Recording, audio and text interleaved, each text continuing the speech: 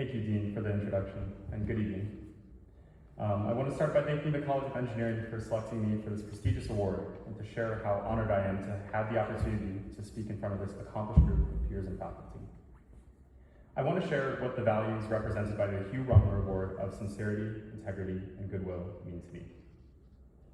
2 years ago, I first started responding to 911 calls as an EMT. I quickly realized that, contrary to popular belief, car crashes and structure fires were not the main source of our sickest patients. Rather, it was exacerbations of chronic conditions such as diabetes, COPD, and coronary disease. On one of my first shifts, we were dispatched for a car that was drifting erratically through a parking lot with an unconscious driver at the wheel. After watching the police officer dive through the car window to put it in park, I began to treat my patient and noticed that this car was also her home. When she regained consciousness, I learned that she was experiencing a complication of her diabetes related to her lack of access to a stable source of food.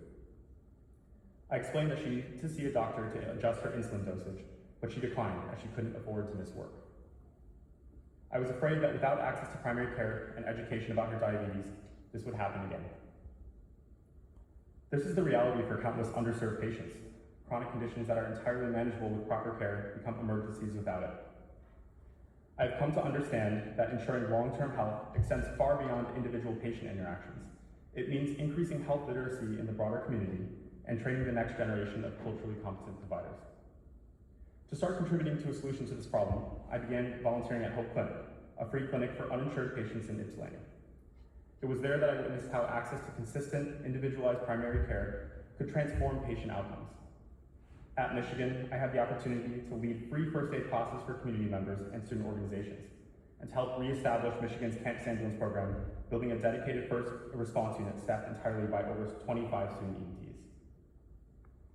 These experiences have shown me that the values of sincerity, integrity, and goodwill are not reflected simply by caring for others. Instead, we must challenge systemic inequities, recognize our own implicit biases, and ensure access to resources for all. As a future physician, I hope to help patients understand their own health and reduce the financial barriers that prevent patients from accessing care.